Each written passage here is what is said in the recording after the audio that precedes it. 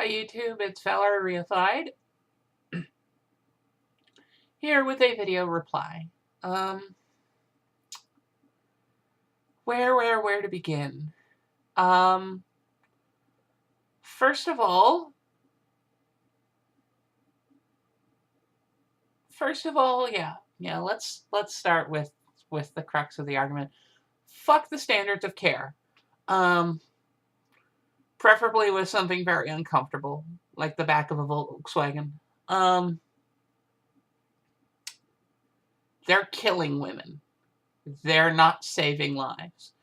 The idea that one should go through months of psychological evaluation, possibly be pressured, as I've known women to be, to dress high femme while not passing to get access to basic medical care is quite frankly ridiculous. And also, the body still reacts to the hormones in the same way. You don't have a reduced risk of stroke because of therapy. You don't have a reduced risk of deep vein thrombosis because of therapy.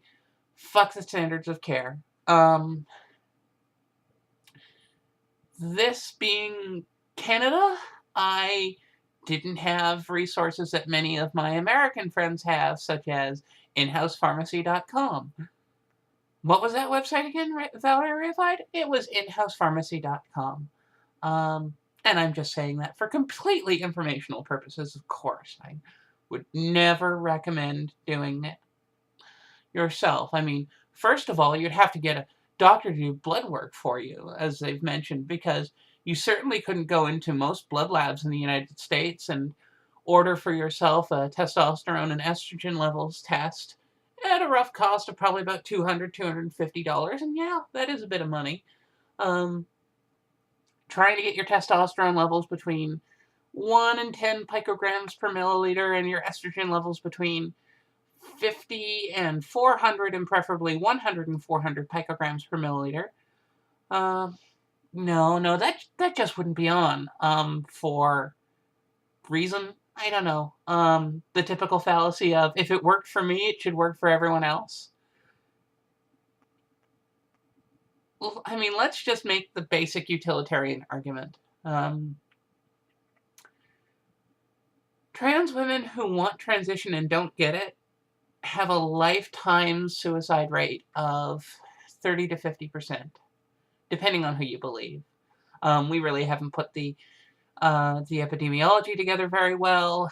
I mean, it certainly says something, that gap between apparent male and apparent female suicides, that is 2.5 times at minimum from age 12 on. It's interesting that there's no gap before puberty. Isn't it? So let's be charitable and say 1 in 3 chance that not having this treated will kill you. And there's a 1 in 3,000 chance, I mean, assuming you're a chain smoker, that hormone replacement therapy will kill you. Plus the increased risk of stroke, the reduced risk of prostate cancer, the increased risk of a more easily monitored and treated breast cancer, the improved cardiovascular effects. I mean, it goes up and down, but the difference in life expectancy between trans men and trans women, according to, I can't remember which insurance company, I should have kept the link because it would have come in handy now, is about 6 years. Which, compared to most male assigned at birth people, is actually a year better. Transition medicine is not really all that harmful for trans women. The denial of it definitely is, as numerous studies have shown.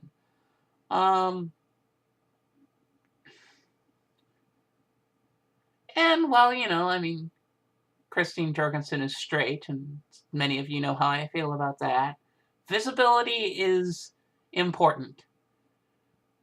Without someone to make us visible initially, there is no fundamental respect. There is no prodding someone and saying, hey, this is something for which accommodations will need to be made.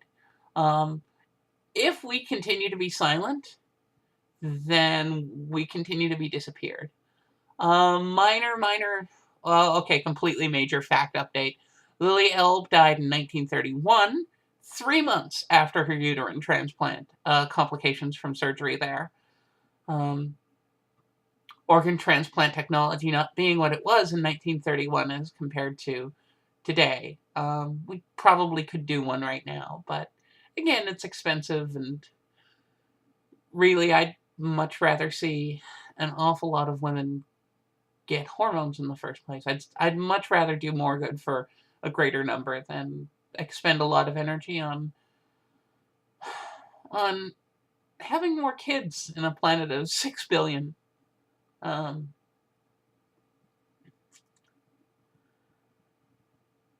I'm running on 7 billion anyway. I think that's pretty much it. The standards of care are not helping. They were, at the time that they were introduced, much more liberal than, no, we're never treating you ever. That is the only good thing you can say about them. Now, however, we pretty much trust people to self-report, but we put them on a big-ass waiting list. I showed up, about this high fin. Sweater, black slacks, sneakers, which, would wear off-the-rack women's shoes, but my feet don't seem to want to cooperate by having that size range, so yay for me. And it's like, yeah, here, spironolactone. And we'll refer you to an endocrinologist. And I'm like, what did I wait 5 months for?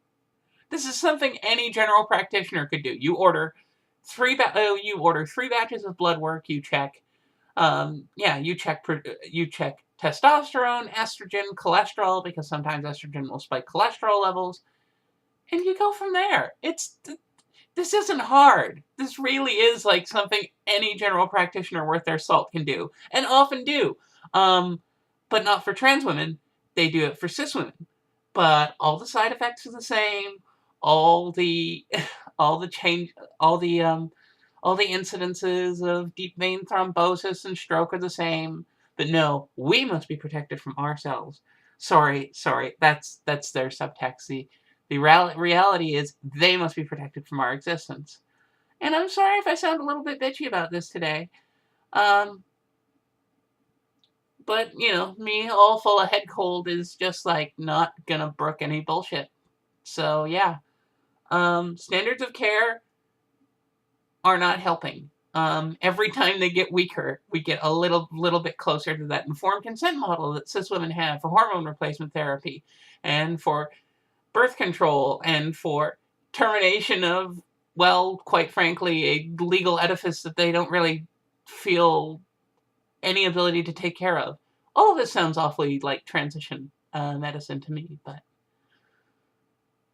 I'm pedantic that way. Anyway, bye YouTube. I'm gonna go verb some nouns. I don't know.